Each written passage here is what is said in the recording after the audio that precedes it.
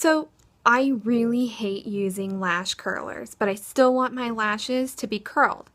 I'm going to show you a little trick that I do with my hair dryer to curl my lashes without using the lash curlers. So here we go. I'm going to put my hair dryer on low heat, and then I'm going to turn it on low, and I'm going to angle it towards my lashes like this, and it's going to actually curl my lashes up. So let's go.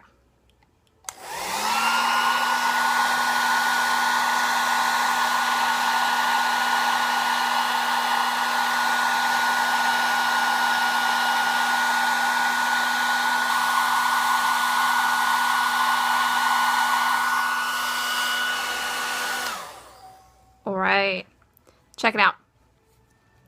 This side is not curled. This side has now flipped up.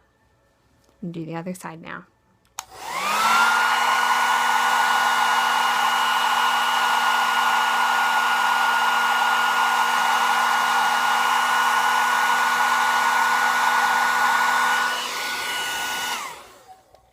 And there you go.